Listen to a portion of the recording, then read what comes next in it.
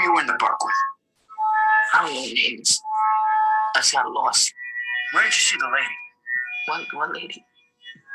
The female jogger was severely beaten and raped. Every black male who was in the park last night is a suspect. I need all of them. What's going on with my son? Your son was involved in rape in Central Park. No, wait a second. They saw you rape the lady. I didn't see a lady or hit anyone.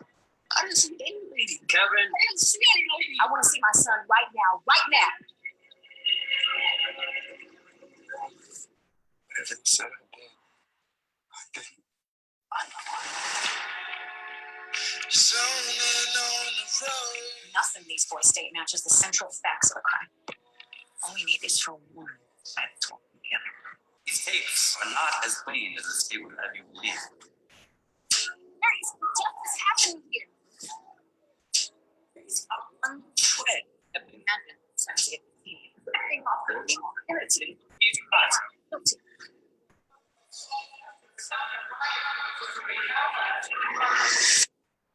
They ain't doing us like this. Whatever way they ever do us.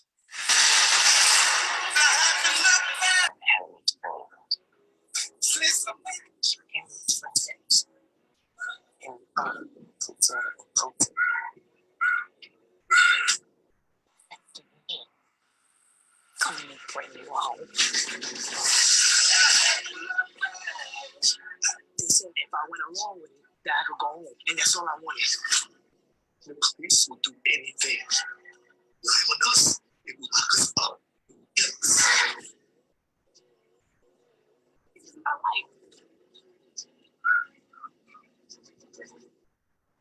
I don't think we should admit to something that we didn't do. Okay, we keep fighting.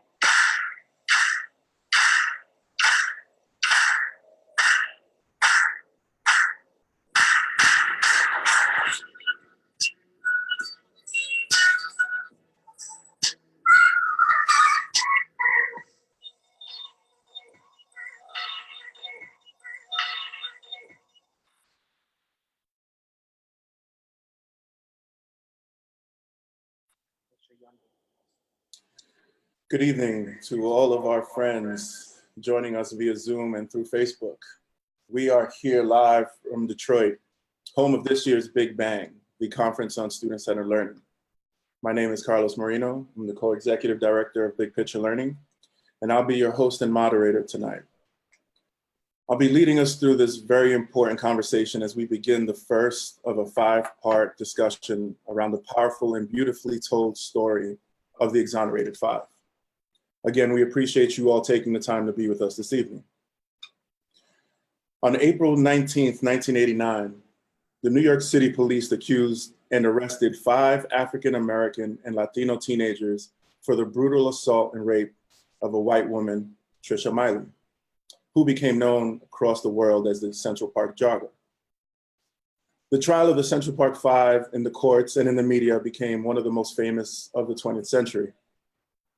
And as with the Scottsboro Nine and countless other cases, racism carried more weight than the evidence or any hope of a fair trial for these 5 defendants. These young brothers, Yusef Salaam, Corey Wise, Antron McCray, Kevin Richardson, and Raymond Santana, spent between 6 and 13 years in prison.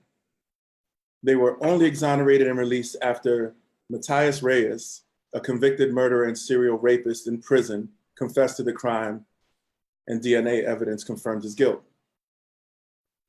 Miss Ava DuVernay's When They See Us is, without a doubt, hard to watch. My friends here and I have both talked about that. But that makes it all the more necessary for us to discuss.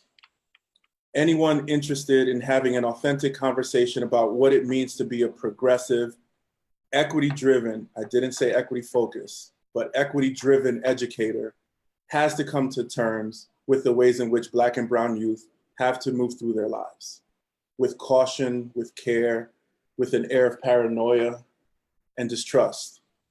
Distrust of adults, of law enforcement, of the very system that they've been told has been designed to both serve and protect them.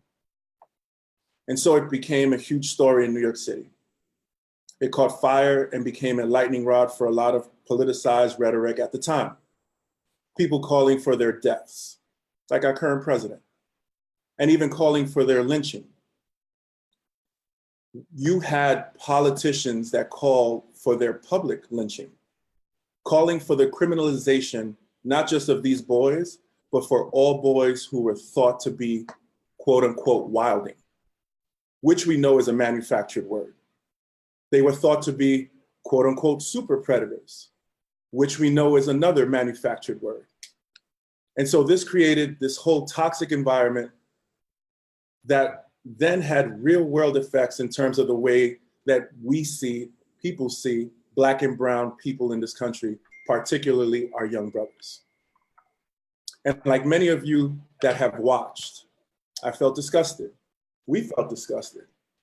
I became emotional, and the series reopened wounds and feelings from my own youth growing up in New York City. And this is also the case for our two guests that we have here with us today. Guests that I consider my CMBs, my colleagues, my mentors, my brothers, my family. As we discuss episode 1 and the larger theme in question around the role of education given these realities and the responsibility of those of us that have taken up the mantle to serve young people and communities of color. Today we have with us my good brother, Dr. Danique Dali. Danique is a regional school design coach for Big Picture Learning.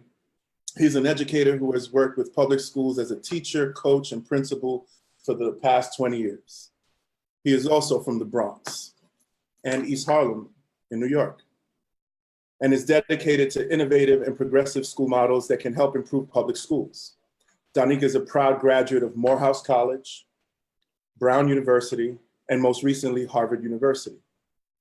Danique's education roots began as a teacher and advisor at the Med School in Providence.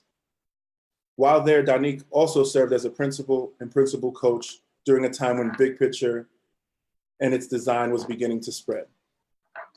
Danique was a founding administrator at DC Prep Elementary School in Washington, DC, and also worked as an education coordinator at Harlem Children's Zone before serving as the founding principal of City Neighbors High School in Baltimore, Maryland, where Danique was recognized by Baltimore City Schools as a transformational principal. My man. To my left, I have good Dr. Christopher Emben. Chris is an associate professor in the Department of Mathematics, Science, and Technology at Teachers College, Columbia University, where he also serves as director of the Science Education Program and associate director of the Institute for Urban Minority Education. He is the creator of the Hip Hop Ed social media movement and a much sought after public speaker on a number of topics that include hip hop education, STEM education, politics, race, class, diversity, and youth empowerment. He is also an advisor to numerous international organizations, school districts, and schools. He is also the author of the award-winning book, Urban Science Education for the Hip Hop Generation, and the author of the New York Times bestseller For White Folks Who Teach in the Hood, and the rest of y'all too. Appreciate y'all both being here. So a bit about our format. For those of you on Zoom, we ask that and strongly encourage you to have a conversation with each other via the chat option in Zoom. Talk about what you're hearing, what is resonating with you and for you, what questions you have, and where you may feel you need support. You can also directly post questions to any of us via the Zoom chat, which is being monitored by my colleague and accomplice for this series, Mr. Chris Jackson. We also encourage our Facebook Live viewers to do the same. Mi hermano and BPL co-executive director Andrew Frischman will be monitoring the Facebook Live chat also. I'd also like to extend my deepest appreciation to you all in advance for your understanding and grace in the event that we experience any technology challenges. It's our first time trying this out. And although we believe we've accounted for most of that, you just never know. All right, brethren, we're going. Speaking of which, my friend Los, Yes. if you could ask them to ask questions in the Q&A instead of the chat. Great.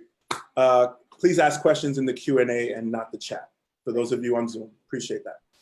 All right, brethren, we're gonna jump right into it. Let's get it. All right, we're gonna do this. So first, April 19th, 1989, Love to kind of get into and unpack who were Donique and Chris, right? So we're all approximate in age, right? Donique being a slight elder, I'm kind of in the middle, and Chris being the young man in the group. When I grew up, I'm the actual age of the Exonerated Five. I was a freshman in high school in the Bronx. And kind of already knowing the answer to this, hoping y'all can each share a bit about the similarities that you saw in the portrayals of these young brothers, right? And Dolly, love to start with you, because I know you also spent some time in East Harlem. Oh yeah. Living in East Harlem. And I think approximate to Schaumburg houses, which is where some of these brothers live. Yes, sir. So if you could tell us a little bit about what you remember about your youth during this time, and what you remember hearing about this particular case, because it was a talk. This wasn't just for older folks. The young folks were talking about this case as well. I think it starts with, first of all, thank you for having me. I also want to just say, out of respect for the Exonerated Five, I did not endure the trauma, the terrorism, or the terrible treatment that they endured. And I want to acknowledge that. But I did walk some of those blocks. I'm from East Harlem. My father's from East Harlem. My father was raised there, and I was raised there. And everything I do to this day related to education relates to everything I learned from East Harlem. I had different nicknames. One of them was Donwell, one of them was College Boy, because they took care of me around my neighborhood. And something to realize is a lot of things happened around that time. Hip hop came out. Hip hop's golden era was coming out. So it was like across the nation, hip hop was going up. And that's something that we all grew up around, and that's our music. So we felt good about that. But there's some other things that happened also that we didn't feel good about. Crack was on our block. And I don't think that was talked about a lot, but when crack hit our neighborhood, some people used, some people sold, and that changed the landscape of everything for everybody. I watched a lot of my friends either go the wrong way and pass and die. That's, during that time, I was a junior. So I was a little bit aware, and I was in a lot of organizations at that time. As they say, I was woke, whatever that, I was just aware. But at the same time, I was scared. Because you're safe at home.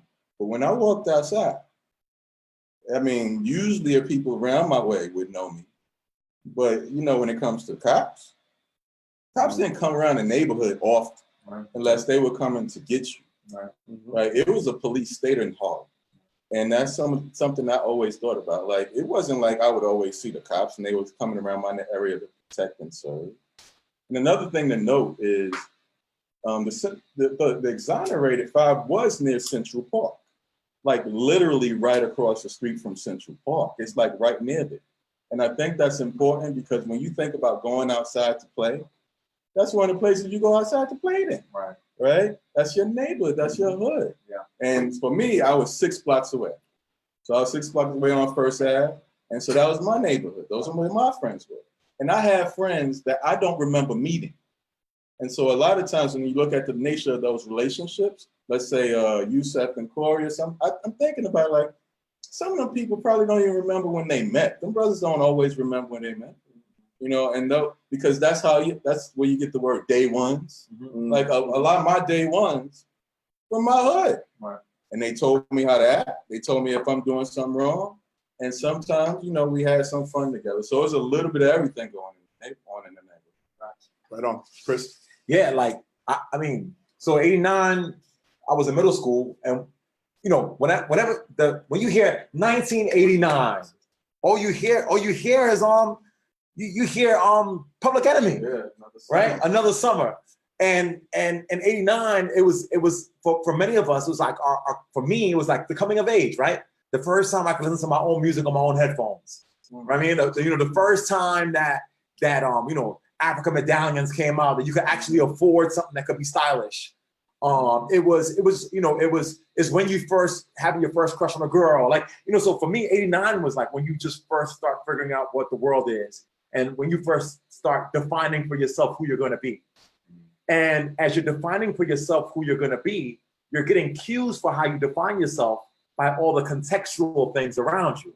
So, you know, when you're a teenager or you're coming of age, you're trying to find out who I'm supposed to be by soaking in how the world defines me. So if a teacher says you're smart, then you start saying, oh, wait, maybe I'm a little smart, right? If the media says you're problematic and you wildin', you're like, oh man, I'm problematic and I'm wildin'. You're literally soaking in stuff. And I was at that point, right? Where I was just soaking in everything in my environment to try to construct my identity, which was why when this happened, it was the most jarring thing ever, because I saw young people who looked like me, who were also in a state of trying to find out who they were. And everyone at the time was defining all of us, right? As violent, as problematic, as wilding out, as predators.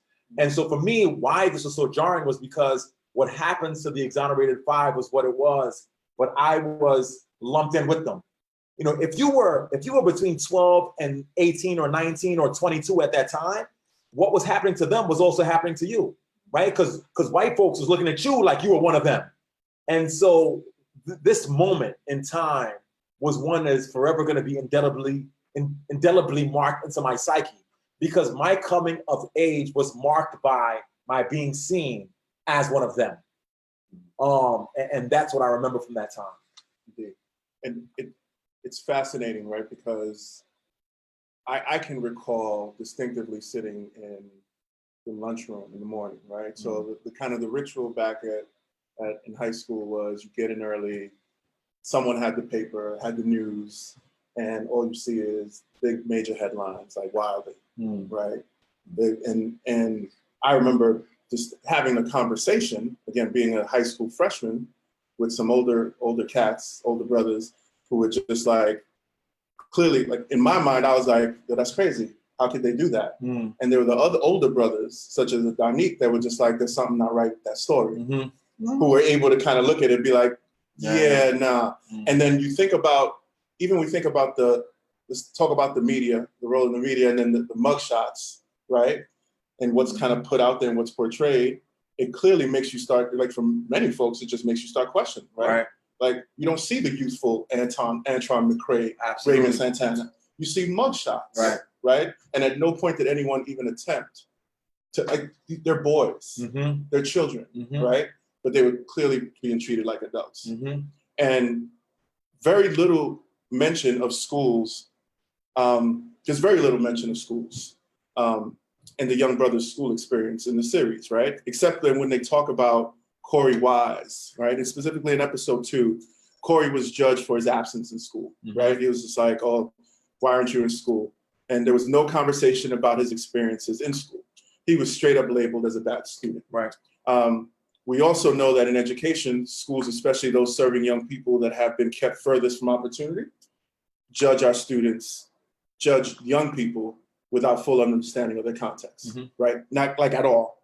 The same can be said about in how in this episode 1, I don't know if y'all picked up on this, when the first group of young men were kind of assembled from the park, they took them to the police station and it looked like a classroom. Yeah. It was a straight up classroom. Right. With the kind of the whole chair desk combos. Yep.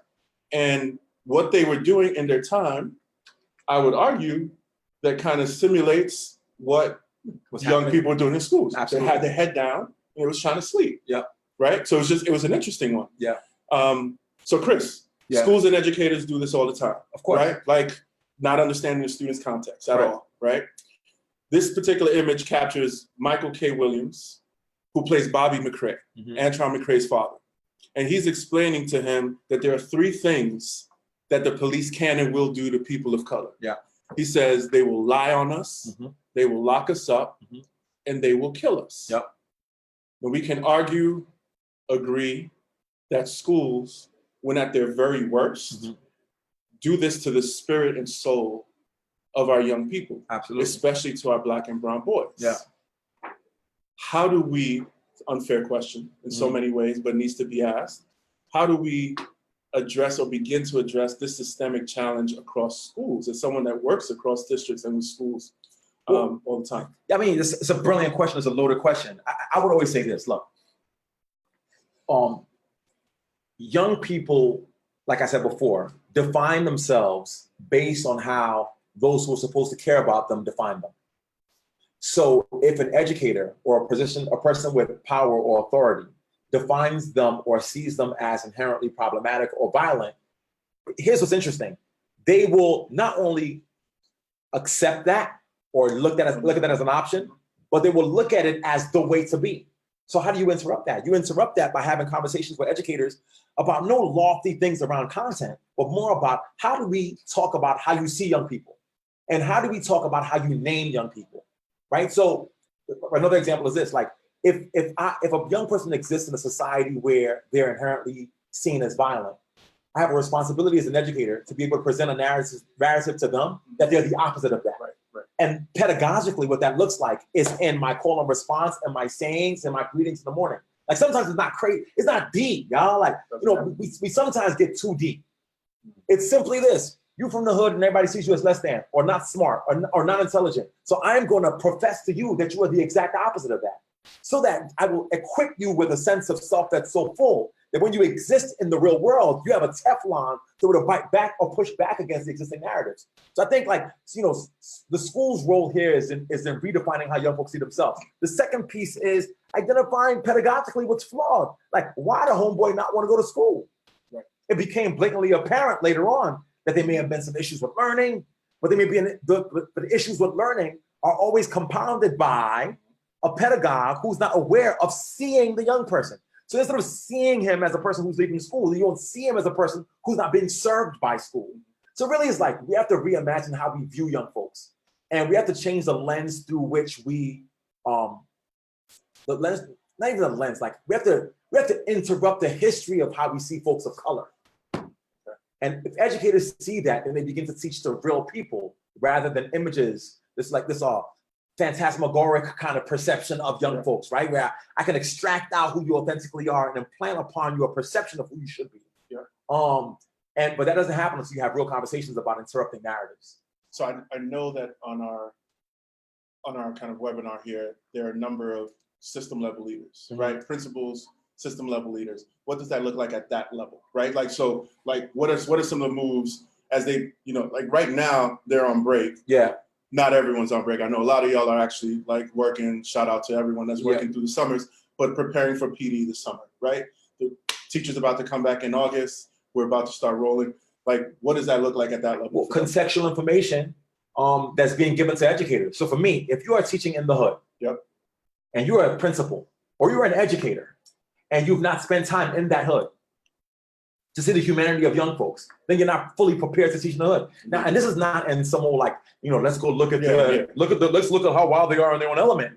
But more of if I'm going to teach in East Harlem, and my first day in East Harlem is the first day I go to teach in the school, then all I have in my psyche is a Rolodex of information about what I should fear about East Harlem.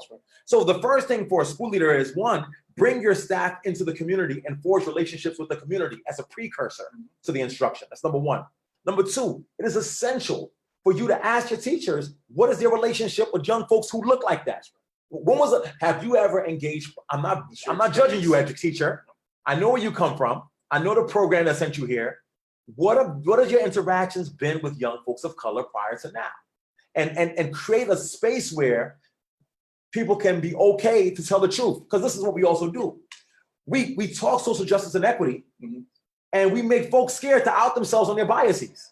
So now they operate based on their biases because the school leader and all the other teachers are supposed to be super woke. And y'all ain't woke because none of y'all having really critical conversations. And wokeness, a prerequisite to wokeness is having critical conversations about biases and how you're able to address them. So for me, go into that hood, number one. Number two, talk about your biases. Talk about the spaces where you've been and been not. Is your first interaction with Black people when you watch 50 Cent in the club video? Sometimes that's all it is, which means now you're viewing every 13 and 14-year-old through the lens of 50 Cent. And if you can't unpack those dynamics, then you can't get to teaching. And I think that we need to do professional development on deconstructing narratives and embeddedness in communities. And if we do that, then at least we have a place to start from. So, Dolly, I know you've done a fair amount of work with schools, leading PD, worked in Baltimore, worked in New York City, worked in Harlem. Again, how do we address the systemic change around school? How do we begin tackling some of this? I think it starts with, like you say, getting to know the kids, you got to get to know the kids. I don't think we get to know the kids or where they're from. It's more like we get to know the subject. Facts. If I'm English or math, I know I'm math, and I'm gonna make sure you know the math, but I'm not getting to know you. Facts. And I think some of it is like, it's not just the subject matter you're teaching. The subject matter you're teaching should be about, the subject matter is that student, instead of breaking it down to like, oh, I'm a math teacher, and I want them to make sure, I gotta make sure I have enough days so they can learn something. What about making sure you have enough time so you can get to know the kid? Facts. And then it's also like the things way we break down, education has become this business, like a big business where there's a lot of intermediaries, there's a lot of people in it, all their hands are in it. I'm watching, I work in New Orleans, I'm watching it happen. But everybody has their hands in it, but we're not changing certain big things. We still have big standardized tests. Yeah. And not much has changed there. But the same group of people who were not allowed to read are the same group of people who are always talked about like we have a problem and we're inferior. But we weren't allowed, I mean, I'm going back for a second. Historically, yes, sir. we were not allowed to even read. Right. Like you would die. You could die if you Right. But now, and you go back to this day, and it's like, oh, like that doesn't even affect where we are now. And I think that's very interesting. Yeah. Or looking at how you assess a school and don't like, or a student, and don't have them, first of all, they don't have a say into their education. Facts. A lot of schools don't have, students don't even have a say. Parents don't have a say into their child's education. You know, even the way some of the parents were treated in the movie. I mean, it's like they don't have a say. And the parent is the first teacher. Yeah. So if we don't look at those things, we can't change much. I mean, it's like it's the teacher, but it comes down to the district leader, who is, you can't just want your numbers. You can't just want this one test to tell you everything about a school. Yeah. And you have to have a different approach. I mean, we could do more. We're in a world where most people work as groups. Yeah. But we're always individualizing the student. I mean, and not in the way like individualized so you can learn, but like you have to do it all yourself. Yeah. And not figure out how you can work as a group. So I'm like, how do you change some of the way we're even thinking about education, period? Bro. Because right now it's wrong. Like it's just we have a lot of the things. And then we're teaching compliance to Black children. Facts. Black and brown children. Facts. And so it's easy to have them seated in that scene. Even Corey Watts seated at a desk. He was seated at a desk while he was making a confession. Or while they were breaking him down, I should say. Right. At a desk. That's symbolic. While they were breaking him down, I think that while they were breaking him down. You said so much bars that I want to just stop for a second and unpack because you just hitting them. So, because sitting at the desk while they were breaking you down in a police station, while you sit at the same desk that breaks you down emotionally in the classroom, is crazy. That's number one. The second thing you said that was super bars, I just wish you would have just stopped right there, is what is the subject the teacher is teaching? Well, what subject is the educator focused? The subject is the young person and yourself. Any educator full stop. The academic content is content. It is not the subject. The word subject is the hyper-focus. So the hyper-focus is in deconstructing who you are as an individual, and the hyper-focus on utilizing that deconstruction of the self to meet the needs of the young person. So any teacher asks you, what subject you teach? Huh? Your subject should be, my students and myself. To make myself a better person for those young people. And then lastly, man, Donique, this is why they give him the doctorate. Like, when you started talking about the parental role, right? Because I think in the world of education and contemporary, just like when they see us, the parents have, it's not even that they're putting on a periphery. That's not what it is. It's a deliberate extraction of the role, power, and responsibility of the parent for the sake of controlling the young person to make them a cog in a machine of dysfunction. So this is not about like, when you don't focus on making the parents whole, you're automatically creating a condition that allows the young folks to exist on their own so they can be easily manipulated. Particularly if this is generational, because now you got a parent who was a student who learned to devalue their parent. You have a young person who has a parent who has not been eradicated as well. And in any species on the planet, if the young folks are left to be able to breed themselves around a predator, the eradication of the parental role allows the predator to have direct access to the victim. So the extraction of the parental role, whether we're talking about when they see us or we're talking about in schools right now, is a very significant role. And I think that they need to be PD around that. Like I'm envisioning a when they see us PD where we just shoot images of these young folks and we really talk about how they are aligned to young folks in our classrooms, right? And then reimagine how we can create different options for them. And then ask the question, what are we preparing these kids for? Talk, bro. Because you said he went to Rice, Mhm. right? He went to Catholic school. I Catholic, think it was yeah. Rice. Yeah. But to Catholic school. But I know they sure didn't teach him how to really be a citizen. They didn't teach him his rights. They taught him some things. Yeah. I learned some things at my school too. But it was transactional. Yeah. It wasn't like, Donique, I want to get to really know you. It's like you need to know these things to make it, and that's it. By that time in school. So it's just, and I'm gonna go back to this indirect. It's so many indirect things that are happening in preparation for certain pipelines. We always talk about this school to prison pipeline, and some of that was right in our face with this. Like that, you saw how we got towards the prison pipeline, but in schools, a lot of times, if you're just always having your kids walk in lines, more worried about what they're wearing and their uniform, and making sure they're listening to you in school management, then what are you really teaching them? Yeah. What are they getting ready for? They're not thinking on their own. They're not, but while other schools, because I've seen some schools, they're gonna learn through playing, project-based learning, or more importantly, learn to think critically and independently for yourself. Where do we do that? Let's do more of that, and maybe we'll see some things change, hopefully. I mean, we keep talking about the school to prison pipeline. And I think that that's a very significant thing. And I think when they see us, you see a deliberate sort of pipeline of prison. But you know, there's a school to victimhood pipeline as well. And I think that young folks who go through schools who may not end up in the criminal justice system, but end up in the real world and broken and complicit and weak and with a loss of a sense of self are also losers. So sometimes we're looking at the kids who won like they won, but what did they win? Right? They were just second place to their first place to second class citizenship. Right? I'm successful in school to learn to be broken, or I'm unsuccessful in schools to go to prison. Either way, we lose. And I think that the naming of this thing as when they see us that's what it's about, right? You know, when they see us, they see less thanness. Whether it's when I go to prison or if I am successful and still broken. Because listen, there were folks who were protesting against these brothers who were brothers. Ava captured this brilliantly, right? Some of the protests, not all the protests that was talking about sending them to the prison were not just they weren't just all white folks saying, oh, these are awful black. No, these were black folks who were tethered to respectability politics, who were successful in schools because schools taught them to hate themselves or versions of themselves and extracted out of focus on social justice. This is why we're having this conversation, because educators need to be able to talk about when they see us as a leveraging point for more critical conversation about how we exist in the world. So that you don't, so either you end up in prison or you end up being a house Negro. Either way, you lose. So we'd agree that multiple systems fail these young brothers, right? And continue to fail young brothers today. In addition to all the heartbreak and the pain that they experienced, I was completely blown away by the number of folks who were complicit by their silence, right?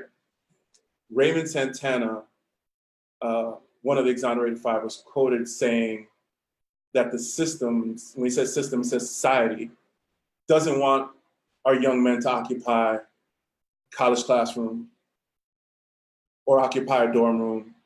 It wants us to occupy a jail cell. And given this reality as we know it, as educators, how do we concretely have these conversations with our young people, right?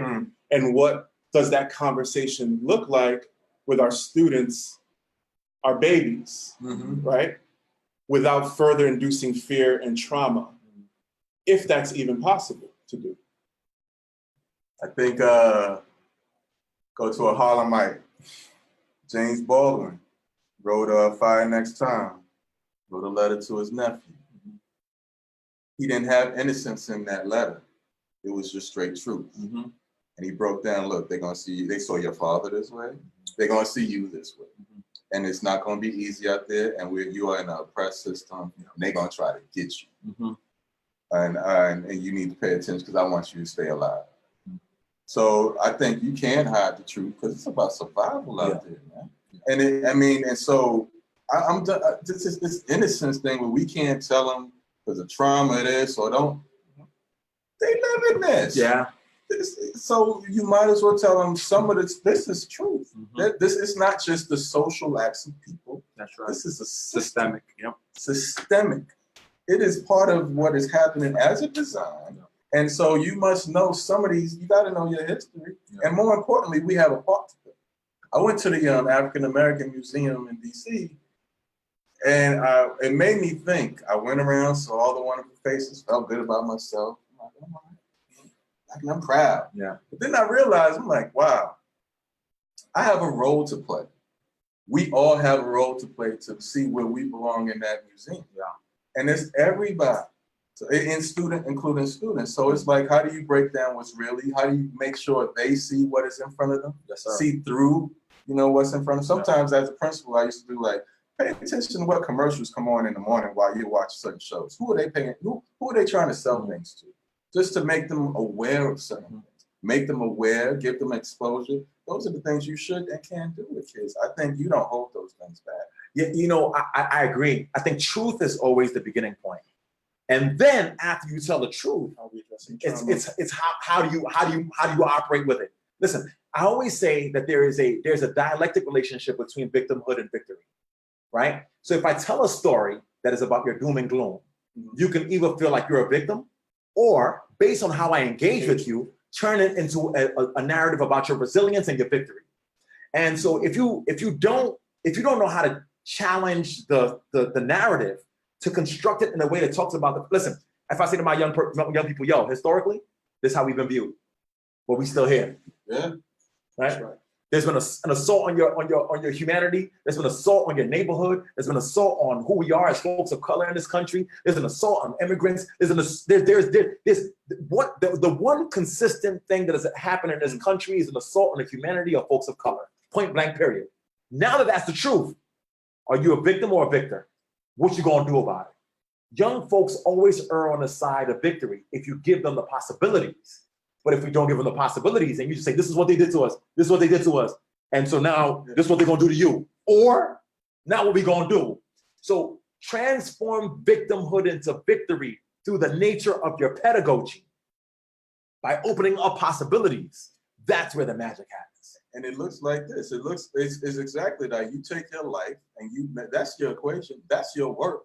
Like one reason I hated school, they never talked about how I can make some money. Facts. All right. I'm in school learning about people in other continents, and I'm poor. And I'm like, I can't make no money off of learning about these people. Yeah. So if I always, and this is why I work with the schools I work with, it's like, how do you take your life and flip it? Facts. Right? It's like, how do you take that lemon and make lemonade? How do you make $1 out of 15 cents from your life? And that's all that's what you do. So it's like, what do you really care about? During my high school, I wish somebody would say, oh, all right, you want to make some money? Look into this program. It's Inroads. It's a good program for you. Or, hey, why don't we have an internship or meet a banker? Like, that's where you can meet kids at. And I'm like, it's like you're saying, how do you flip it? Because it's not like, oh, everything is doom and gloom. But if you tell the story of us for real, facts. Everything that we've encountered, we've overcome. Absolutely. There is not a thing we haven't overcome. And swagged up. So it's made it better. No, but that's like had a song about it. Yeah. And so we overcame and did it better and looked better. Did a song about it. You know what I'm saying? And I think, chopped cheese on come on, look at the Exonerated Five. How do you transform? After all these brothers went through the complete breakdown of their personhood, of their humanity, and then come out on the other side, smiling, and then doing work in the community. And here's what's interesting about that. Now, folks who ain't us, that's an example, right? Like they went through all that and they flipped that. Now, folks who ain't us will say, oh my gosh, how did they possibly have done that? I think what we have to collectively say is, that's just what we've always been doing. And to remind young folks that innate natural ability to overcome obstacles is a piece of our humanity. So look, folks don't know their genius until somebody points it out to them sometimes, particularly if all the stimuli they're receiving is that they're not genius. You just need somebody to be able to step in and provide a different viewpoint of the same narrative. This is a powerful story. I'm gonna keep it short because you know me, I get to going.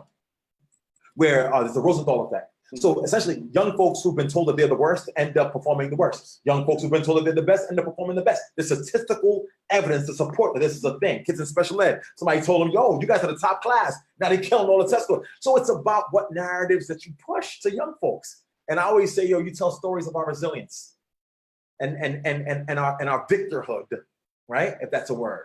And I think that's where we win. And your school coming up as a community. Because we talk about you could do it. Why ain't you do it? No, Yeah. how can we we all doing? do it? I'm in a fraternity and nobody talks about it's not like, hey, only you. It's like we. Mhm. Like, so when you run a school or working in the school, it's also how can the school community rise up and help one another. I think it's changing, also playing with the language of things. Because sometimes we talk and it's like, it's too competitive and individualistic sometimes instead of like, no, how is you as a whole grade gonna help one another? Or how can we use each other to help and be a community? Yeah, but you know, not just this one. I'm sorry, Los, I got hear you. you, I hear you. But you know what's ill about this though? Because I think that when folks get together in the community, folks are so scared of that, which is what led to this whole Wilder phenomenon, right? Like the whole Wilder phenomenon was not just based on the event. That phenomenon it wasn't like, oh, there's a black kid wilding.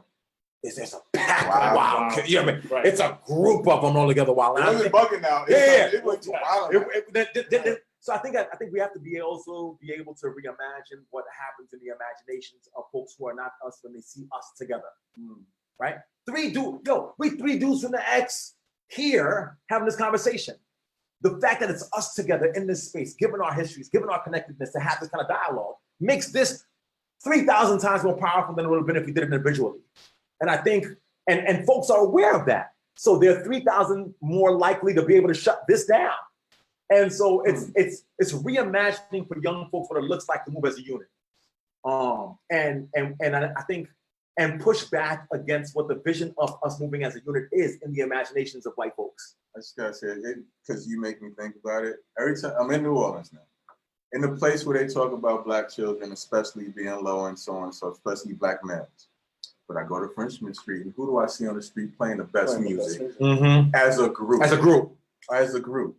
The brass band. Yes. Like, I'm like, oh, but this is the same group of people you talking about can't learn. And they're teaching one another how to play all the basics. Yeah. And I'm like, so every time I watch the brass band, I'm just like, and we the group that so-called can't learn. Yep. And I'm charged as the moderator, so I gotta keep this going. Yeah, do what you do, bro. So one of the things that I was most taken back by and struck by was the relationship and the love shown to these young brothers. Oftentimes it is assumed that like our children are neglected and unloved by their families, and therefore they get what they deserve. I'm gonna talk about fatherhood because we're three men here, right? And in its most formal and informal sense, because Chris, you are the only one of us three that has been blessed with a son. But we've all assumed at different times the role of a father figure, right? As a principal, as a teacher in our families. Chris, when we see scenes like these, right, where we see John Leguizamo playing Raymond Santana Sr., consoling his son, Raymond Jr. We see scenes with Bobby McCrae and Antron McCrae having a sandwich, reviewing the paper, talking baseball. When you see those scenes, what does this make you specifically think about and remind you of as you think about your son Malcolm, right? Specifically growing up in these times, because as we had a conversation earlier, y'all, where we noted that we've come some ways, but we haven't come anywhere, right? For me, man, when I hear that question and I think about my son, I just want to preserve his boyhood for as long as possible and not fast forward him into adulthood or manhood before his time. So, because when I think about when they see us, these boys were made into be men and monsters while they were still boys. And I think what happens to black boys often, what happens to black folks often is that we erase childhood right? Yo, once he's 3, he's your little man.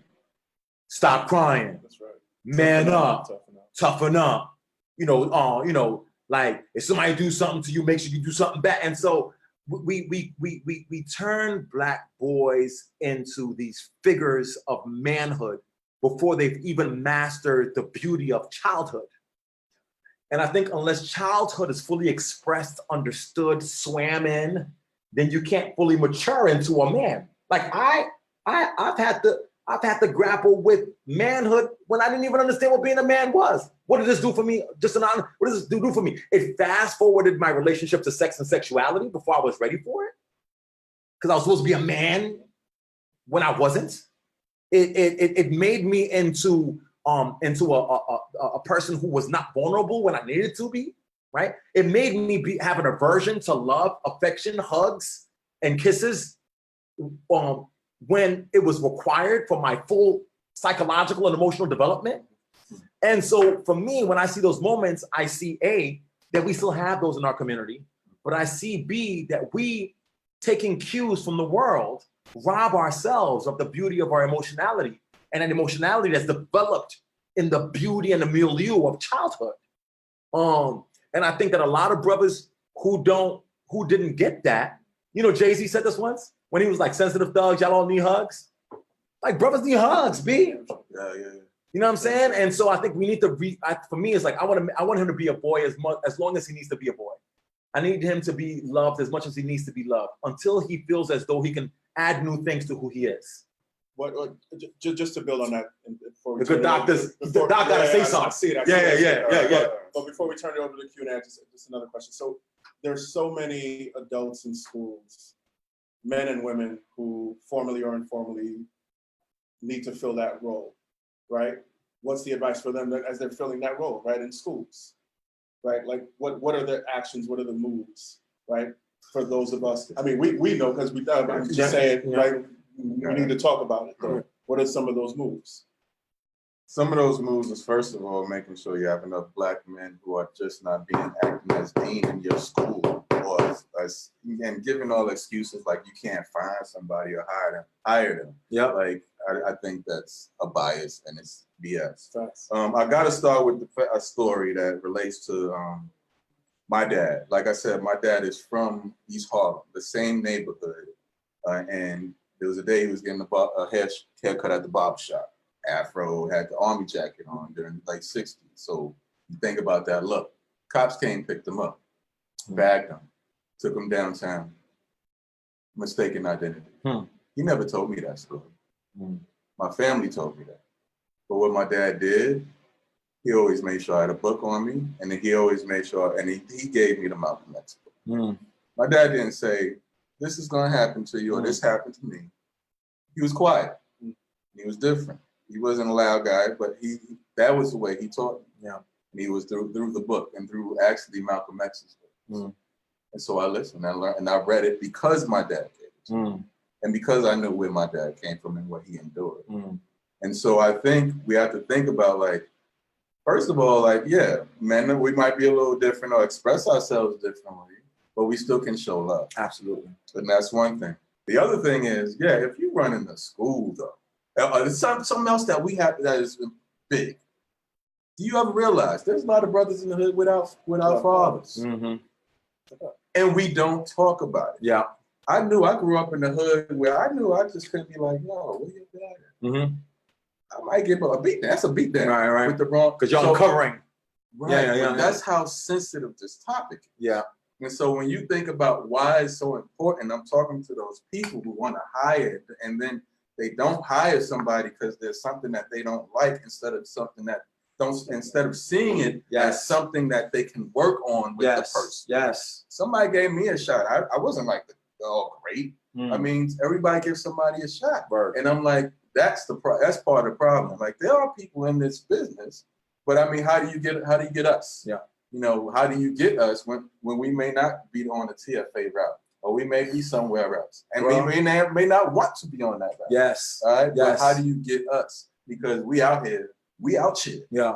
And we're not getting that love. Bro, you know what's so real about that too? Because you said, like, if there's something on their whatever they present that may not be favorable. And one thing I found through my work in schools is there are a lot of folks who are amazing on paper and are not equipped to do that work. And I think that some of the skills, talents, attributes, traits of effective educators do not come across on a resume. They just don't. Like, you have to just get the folks there to have a conversation first. And even this idea of like, well, you know, maybe they have some deficiencies in this arena. Or watch them work with kids. Fam, just look at the way babies. Thank you. You got all the answers you need right there. Because a lot of cats look good on paper, yo. And you and are can't trash. compare it to yourself, especially if you, or let's say you're a liberal white woman, Right. and you think this brother's gonna be like you. Right. Like, it's a fight. You're not the benchmark. Yeah. You're not the benchmark. Bro, sometimes not even that It's not even that you're like, it's not even, I think it is that you're biased against them. I think that you also have so much hubris around you. Like, you see yourself as the benchmark. So you want to hire people who look, sound, act like you, and we don't look, sound, act like you, and that's why we're dope in the classroom. Like, Exactly. folks are good because they're not like you, bro. Like, you just happen to have a position. Like, your sense of self does not make you fully effective. And I think that it's about biases, but it's also about ego. Like, nobody want to be like you. You know what I'm saying? Like, their school leader, nobody wants to be like you. You don't dress well. You don't connect well with young folks. You're too formal. You don't freestyle. Your freestyle rubric is off. You know what I'm saying? You got severe connecting to the hood achievement gaps, but you still have the title. So see me as I am, and recognize that I have gifts that you cannot even understand because your lens is flawed by your hubris. To my well-intended educators and leaders, let's stop also kind of covertly disguising this dean of culture. We're brothers. Please We're in stop schools, that. we're brothers. Fam. Y'all, please, it's a dean of discipline, and it's nothing else. Yeah. It's informally disrespectful. Yeah. It is. All right. With that, Chris Jackson, we're going to turn it over to our Q&A. I think we might have time for one question. I think that's right. So, My fault, y'all. Before I pose a question to you, I do want to let you know that the chat that has been going on is so rich and deep and so respectful of this conversation to make sure that you all have access to it after this so you can read it. blessings. Appreciate that. There's also at least 9 questions in the queue. We'll get to one of them, but I also want to share that with you also. If you want to follow up with these folks individually and say thanks for the thought, you'll have that. We'll do. So here's the question I'll pose you. And then let me put it through the framework that our questioner put it through, right? So the question is, how do we prevent this from happening again? But the framework is, does civil rights, do our rights as citizens, do understanding our rights in front of law enforcement, does that need to be part of curriculum? Do our young people need to know that when they're faced by law enforcement, that they have rights and that they need to be able to recite them back? Is that a lesson to be learned? And is that a solution to stopping this from happening again? Yes. Yes. Yes, but no, because yes, right? But it's not as simple as, hey, if I teach them the Constitution and some laws, it's going to change. Life is your lesson. Like, it's your life. It's life, period. The world. And sometimes what we have, and that's the crazy stuff going on in the world. And instead of, hey, let's look at this and make a lesson or learn from it, it's like, no, we have to go back to our units. I worked on this all summer. I can't stop and do this thing that is actually really happening in the world. Yeah. So that's where I'm like, yeah, you can, don't just do a curriculum doing like democracy 101 and then Constitution and learning your rights or what to say to cops. Yeah. That ain't it. Yeah. It's like, learn that, but like in real life, like it's real right now. It's not just buy some book. And I think there's a superficiality to, because a lot of folks will then say, hey, I have a Know Your Rights class. Check. Thank you. Let's move on to the next thing. And I think what oftentimes happens with the incorporation of more sort of progressive, more real life approaches to instruction into schooling is that folks take stuff that is organic and try to formalize it, and then it loses its magic, which is what the good doctor's talking about. Unitize it. Yeah, you know what I mean? And so here's my take. I think yes, but yes in that to understand that it should be permeated through the curriculum. And to teach teachers that any academic content can be taught through any phenomena that connects to the lives of young people. I could take When They See Us and teach math out of it. How? How much time do those brothers serve? How much time did they get off? well, let's look at the DNA, because it's science out of it. Look at DNA analysis. How did they match up? How did they not? I can teach English out of it, write a narrative about their experiences. I take social studies out of it, the history of what happened in the time. So any academic content can be taught through any real life phenomena with an educator who's creative enough or trained to be creative and flexible enough to incorporate it in. And I do that flip. You gotta be able to, look, you gotta make something out of nothing. To me, all I care about is, do I know me? Do I know the kids? And how do I use those phenomena to be able to interrogate my subject? So the answer is yes, but it requires reimagining schools to not be so aligned to uniformity, to create the flexibility for these type of conversations to happen. And also to do there's a lot of Jay-Z references today. Like J.O. had this line, she's like, Hope did that, so hopefully you don't have to go through that. That line matters. So it's important for us to be able to bring folks who've had these experiences into the classroom, whether or not they're credentialed or not. Bring somebody from the hood into the classroom and have a conversation with young people about their decisions in education and why they chose it or not. You know, reach out to rappers, reach out to folks in the community and have them be able to be the ones to bring that organic element. If your teachers can't do it and you can't quote unquote find somebody to do it, then bring somebody from the hood to come do it. But either way, I gotta get done.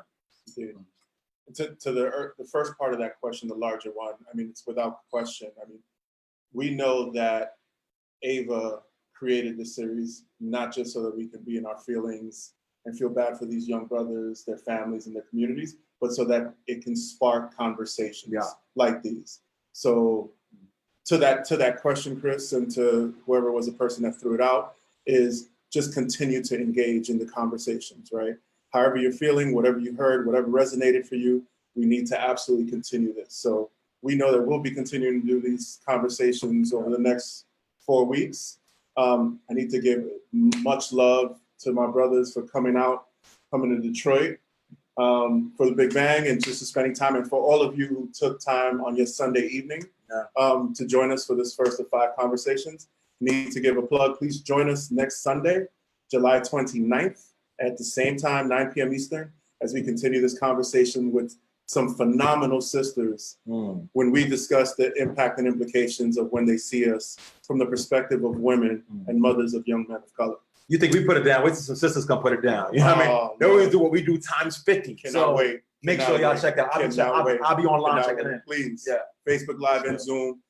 One of the things, you won't want to miss this, but to participate actively in the conversation, you'll need to register for that session in advance. So this registration won't transfer to that one. So to do so, please go to bigpicture.org. All right. Appreciate Happy y'all. Sunday, y'all. Unity and love. Yeah. Yo, so I peeped that some of y'all hung out, man.